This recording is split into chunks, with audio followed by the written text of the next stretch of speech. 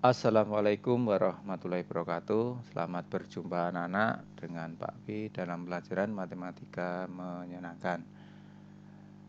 Anak-anak sudah libur selama 2 minggu. Harapan saya anak-anak dengan libur semakin prima kesehatannya, keluarga beserta keluarga dijauhkan dari virus COVID-19. Oke. Sebelum kita berlanjut, marilah kita awali kegiatan pembelajaran pada pagi hari ini dengan bacaan basmalah. Semoga harapan saya dengan berdoa atau dengan bacaan basmalah anak-anak diberi kemudahan, diberi kelancaran sampai akhir video pembelajaran pada pertemuan ini. Kita awali dengan bacaan basmalah. Bismillahirrahmanirrahim.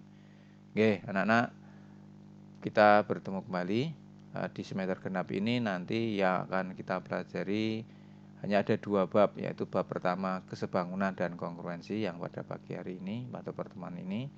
Yang kedua nanti berkaitan dengan materi bangun ruang sisi lengkung. Oke, di pertemuan pertama ini kita akan mencoba membahas kesebangunan dan kongruensi, khususnya konsep kesebangunan dan kongruensi pada bangun datar.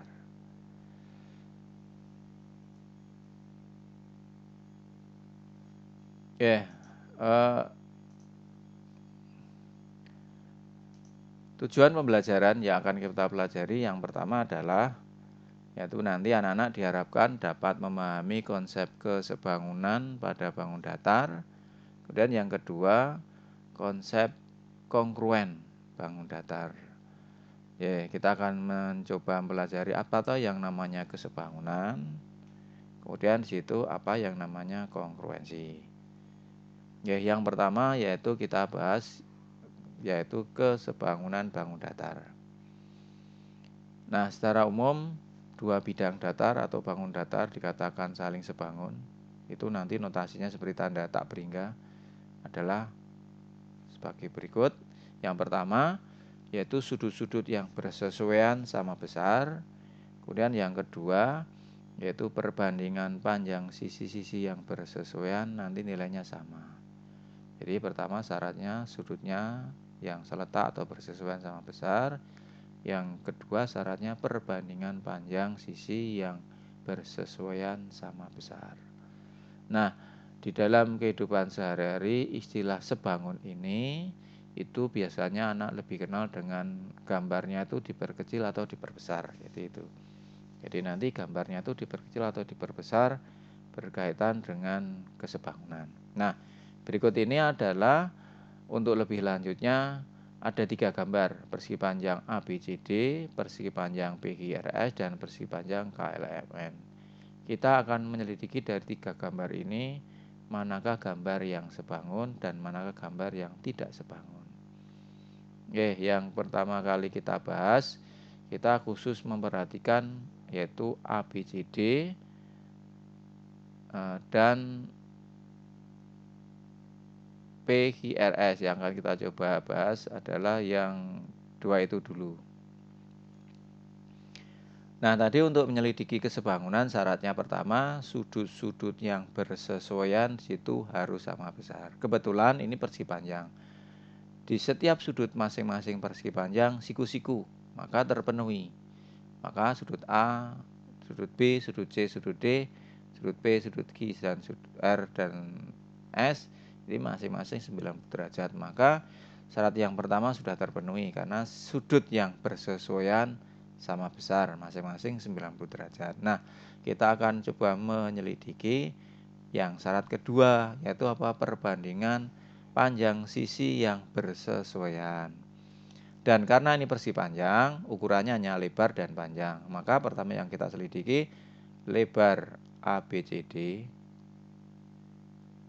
berbanding lebar yaitu yang PQRS. Jadi sisi-sisi yang berletak maksudnya ini. Nah, di situ tertulis lebarnya 4. Lebar di PQRS 2. Maka di situ sederhananya 2 berbanding 1. Nah, ini panjang sisi perbandingannya yang terletak lebar dengan lebar 2 banding 1. Kemudian yang panjangnya panjang ABCD berbanding dengan panjang PHRS. Kita coba panjangnya yang ABCD 6, yang PHRS 3. Maka perbandingannya kalau disederhanakan 2 berbanding 1. Nah, dari 2 perbandingan ini ternyata yang lebar perbandingannya nilainya 2 banding 1, yang panjang juga 2 berbanding 1. Ternyata ini sama. Maka karena nilai perbandingannya sama, maka dikatakan ABCD dan PGRS ini sebangun. Jadi di sini kesimpulannya apa? Berarti persegi panjang ABCD itu sebangun dengan persegi panjang PHRS. Jadi intinya kalau di situ mempunyai perbandingan sama, sama-sama 2 banding 1, ini sama, maka kesimpulannya sebangun. Nah, di sini ternyata ABCD dengan PGRS ini sebangun. Atau dengan kata lain begini, dulu waktu belajar dilatasi, ini kan diperkecil. Skalanya berapa? 2 banding 1 atau 1 banding 2. Dari besar ke kecil, diperbesar 2. Tapi kalau nanti kita memandangnya dari kecil ke besar, berarti diperbesar. Tapi kalau dari besar ke kecil, dibandingkan atau diperkecil. Jadi konsepnya ini. Nah, ini dalam persegi panjang ABCD dan persegi panjang PGRS. Nah, coba kita akan memperhatikan, menyelidiki persegi panjang yang lain. Yang berikutnya adalah persegi panjang ABCD sama dengan persegi panjang yang satunya, yaitu KLMN. Kita akan mencoba menyelidiki sama, karena ini persegi panjang itu pasti sudutnya siku-siku. Yang kita selidiki perbandingannya sama seperti tadi, lebar A, B, C, D berbanding lebar K, L, M, N. Maka lebar yang di sana 4, lebar yang K, L, M, N 3. Nah, perbandingan ini nggak bisa kita sederhanakan lagi, berarti berhenti, selesai. Sekarang panjangnya. Panjang A, B, C, D berbanding dengan sisi yang seletak panjang juga, yaitu K, L, MN. Perbandingannya berapa? Yaitu panjangnya yang ABCD 6, yang KLMN panjangnya 4. Nah, dari perbandingan ini disederhanakan bernilai 3 berbanding 2. Nah, ternyata dari perbandingan panjang sisi yang seletak, lebarnya perbandingannya 4 banding 3, yang satunya 3 berbanding 2. Ternyata ini nilainya tidak sama. Nah, kalau di situ ternyata perbandingan panjang sisi yang seletak nilainya tidak sama, maka dikatakan di situ ABCD itu tidak sebangun dengan persegi panjang apa? Yaitu K, L, M, N. Jadi kesimpulannya, kalau di situ nilainya tidak sama, jadi ini tidak sama, maka kesimpulannya tidak sebangun. Kalau sama, sebangun. Jadi ternyata berarti dari 3 gambar ini yang sebangun P, ABCD dengan PGRS, sedangkan yang tidak sebangun ABCD dan KLMN. Nah, nanti anak-anak silakan selidiki antara PGRS dengan KLMN itu bagaimana. Oke, jadi misalnya kita selidiki, ini lebarnya 2, lebarnya 3, berarti 2 banding 3. Panjangnya 3, ini panjangnya 4, berarti perbandingannya 3/4 atau 3 banding 4. Ternyata 2 per 3 dengan 3/4 ini tidak sama. Maka kesimpulannya berarti PGRS dengan KLMN juga tidak sebangun. Nah, itu untuk menunjukkan kesebangunan cukup anak-anak nanti pertama selidiki sudutnya, karena ini persegi panjang mudah pasti akan sama besar. Yang diselidiki cukup perbandingan panjang sisinya, yaitu sisi lebar dan sisi lebar, panjang dengan panjang. Ternyata kesimpulan yang ABCD dengan KLMN tidak sama, kesimpulannya berarti tidak sebangun. Nah, ini yang berikutnya sekarang kita mencoba ada latihan soal. Di sini disajikan soal cerita sebuah lukisan ditempel pada karton.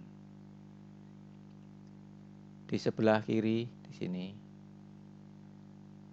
Nah, sini ada 3. Kemudian di sebelah kanan berarti di sini. Ini juga 3. Dan atas, ini kan atas.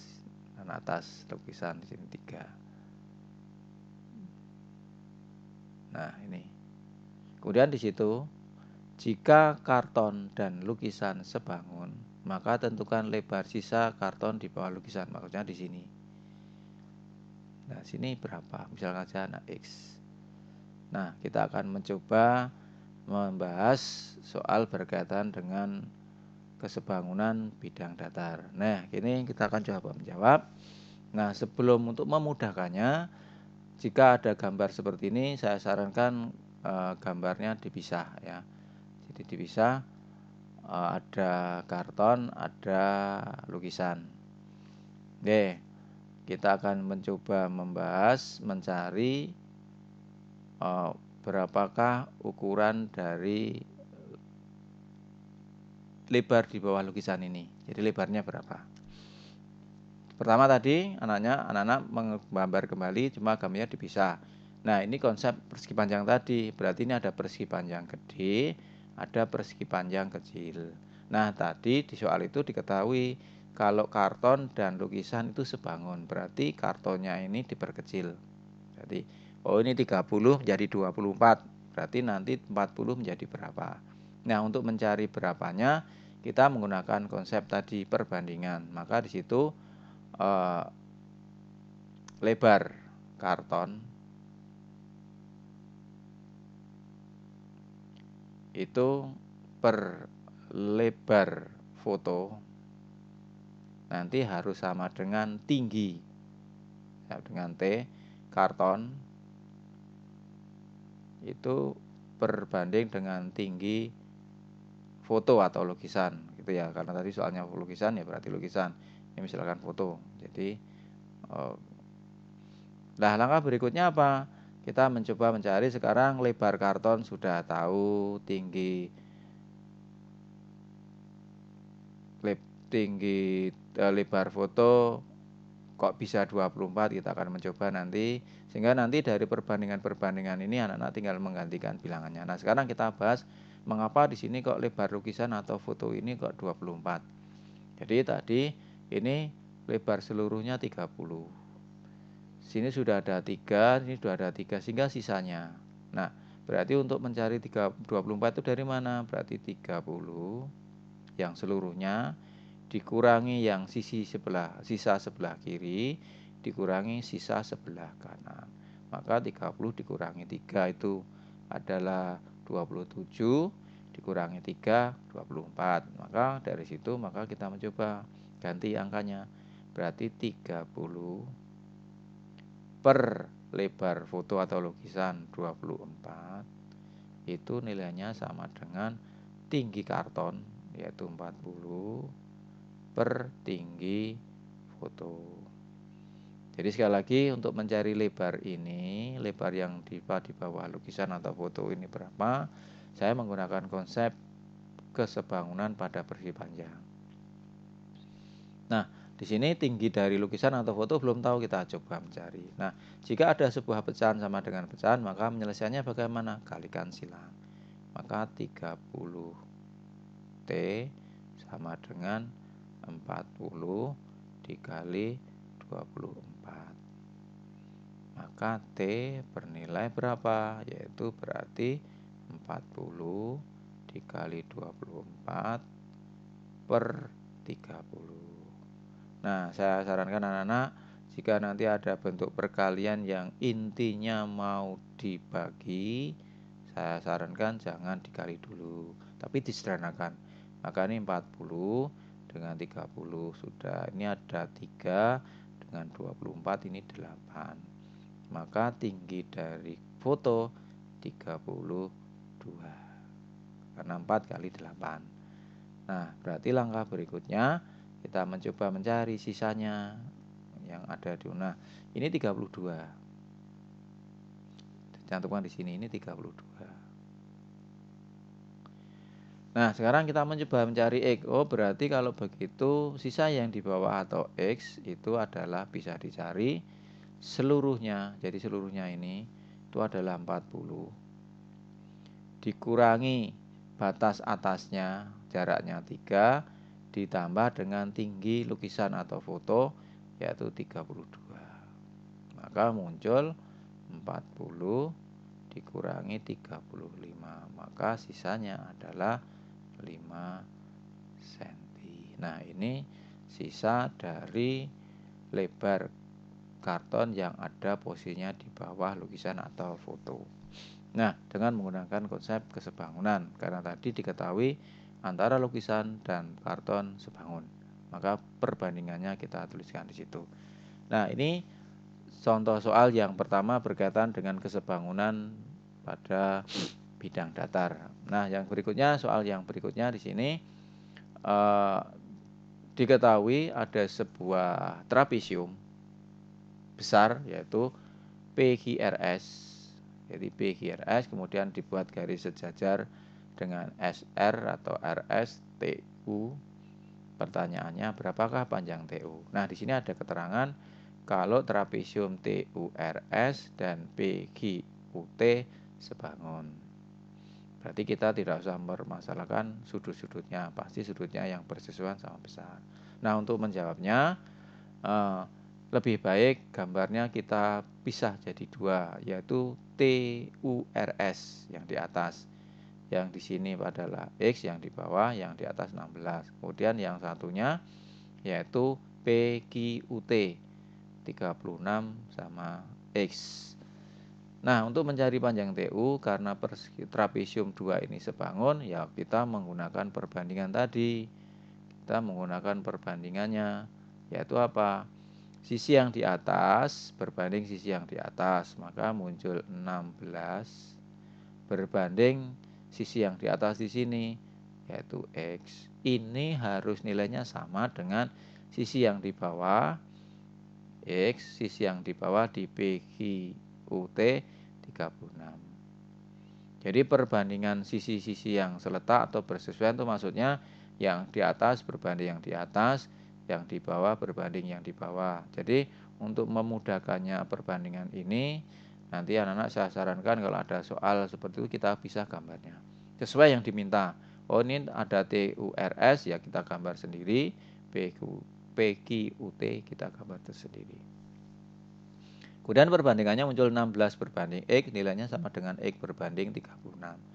Sama, kalau ada bentuk pecahan sama dengan pecahan, kalikan silang. Maka ini X kuadrat sama dengan 36 dikali 16. Maka X itu adalah akar dari 36 dikali 16. Dan karena ini adalah bentuk perkalian akar, seperti waktu pembelajaran di materi pertama dulu mencari akar atau bentuk sederhana akar, ini jangan dikalikan, tetapi kita cari langsung akarnya. 36 akarnya adalah 6. 16 akarnya adalah 4. Oh, berarti ini nilainya 24 cm. Nah, ini berkaitan dengan soal yang kedua, yaitu kesebangunan berkaitan dengan bidang datar. Jadi sekali lagi, yang anak-anak perlu kerjakan nanti untuk mencari nilai panjang sisi yang bersesuaian, anak-anak tolong menggambarkannya dipisah untuk memudahkan mencari sisi-sisi yang seletak. Nah, sekarang yang kita akan mencoba materi yang berikutnya yaitu kongruen bangun datar. Di sini disajikan persegi panjang ABC, persegi panjang A dan persegi panjang B. Nah, konsep dari kongruen itu hampir sama syaratnya dengan kesebangunan. Nanti syaratnya yang berkaitan dengan sudut apa? Yaitu ini, sudutnya yang bersesuaian harus sama besar. Kemudian yang kedua apa di sini? Sisi-sisi yang bersesuaian sama panjang. Jadi tolong anak-anak yang membedakan kesebangunan dan kongruensi di syarat yang kedua ini. Kalau yang kesebangunan tadi perbandingan sisi, tapi kalau kongruen panjangnya harus sama. Jadi untuk memudahkannya, kalau kesebangunan tadi itu berkaitan dengan gambarnya diperkecil atau diperbesar. Tapi kalau kongruen itu memudahkannya apa? Yaitu anak-anak memudahkannya, pokoknya kalau kongruen itu intinya gambar dan ukurannya harus sama persis. Atau kalau ini kita jadikan satu, ini akan saling berimpit menutupi. Nah, ini dikatakan di situ berarti persegi panjang A dan persegi panjang B ini kongruen, jadi sama persis. Jadi yang namanya kongruen itu ukuran dan bentuknya sama. Caranya bagaimana? Ya kalau kita impitkan ternyata saling menutupi daerahnya. Nah, ini syarat kongruen. Jadi syarat kongruen pertama, sudut harus sama masing-masing. Yang berikutnya, sisi yang bersesuaian sama panjang. Jadi lebar ya harus sama dengan lebar, panjang harus sama dengan panjang. Tapi kalau kesebangunan tadi kan lebar dan panjang itu perbandingannya harus sama, beda. Jadi membedakannya kesebangunan itu diperkecil atau diperbesar. Tapi kalau ke kongruensi, ukuran dan bentuknya harus sama persis. Ya, sekarang ini ada latihan soal yang untuk memudahkannya, ada contoh latihan soal gini. Ini ada dua trapesium. Nah, dua trapesium ini diketahui sudah kongruen. Berarti naik kongruen. Kalau kongruen itu ukuran dan bentuknya sama persis. Nah, di sini disuruh menentukan nilai X dan nilai Y berapa. Nah, untuk memudahkannya, posisi yang trapesium N kita putar. Nah, sehingga posisinya seperti posisi di trapesium N. Nah, kita akan mencoba menyelidiki berapakah nilai dari X dan nilai dari Y itu berapa. Kita mencoba satu persatu dulu. Nah, di sini sudut Y itu berkaitan dengan sudut. Sudutnya di sini 4Y plus 4. Di sini kok 120. Oh, berarti 4Y ditambah 4 itu berarti harus sama dengan 120. Maka 4Y itu adalah 120 dikurangi 4. Maka muncul 4Y sama dengan 116. Oh, berarti Y berarti 116 dibagi 4 yaitu nilainya 29. Nah, ini nilai Y. Sekarang nilai X. Nilai X itu adalah di sini panjang sisi yang miring. Wah, di sini panjang sisinya berapa? Ternyata 18. Ya udah berarti X 18 cm. Jadi kalau kesebangunan dan kongruensi, kalau kesebangunan tadi mencarinya dengan perbandingan, tapi kalau kongruen, anak-anak hanya merubah posisi bidang datar yang lainnya sehingga sama dengan posisinya dengan bidang yang pertama. Kemudian tinggal di situ kongruen itu sama persis. Oh, berarti 120 ini sama dengan 4Y ditambah 4. Nah, dengan bentuk aljabar Y-nya ketemu 29. Panjang sisi X miring kita cari dengan yang posisi seletak 18. Udah selesai. Jadi lebih mudah untuk kongruensi. Nah, untuk pertemuan kali ini itu dulu yang bisa Pak W sampaikan. Sekali lagi mohon video ini dicermati, diperhatikan. Kemudian harapan saya tolong ini dibuat catatan. Jadi dibuat ringkasan materinya, dicatat sehingga anak-anak untuk belajar ke depannya, anak-anak selain mengulang kembali video ini juga melihat buku catatannya. Oke, terima kasih sekali lagi anak-anak sudah menyaksikan mengikuti pembelajaran pada pertemuan kali ini. Nah, nanti untuk mengingatnya nanti akan saya buatkan soal-soal latihannya dalam bentuk Google Form yang di situ tolong anak-anak kerjakan, nilainya saya gunakan untuk nilai tugas. Sekali lagi nilai tugas bobotnya adalah banyak 3. Tugas dan ulangan harian itu nilainya bobotnya sama 3. kemudian ulangan PTS itu 1, ulangan nilai akhir semesteran 1. Jadi bobotnya itu 3, 1, 1. Jadi kalau anak-anak tugasnya tidak mengerjakan atau tidak menyelesaikan, nanti akan rugi. Jadi misalkan PTS-nya 100, ulangan akhir semesternya 100, tetapi tidak pernah mengerjakan atau tidak pernah ikut ulangan harian, maka nilainya tidak akan maksimal.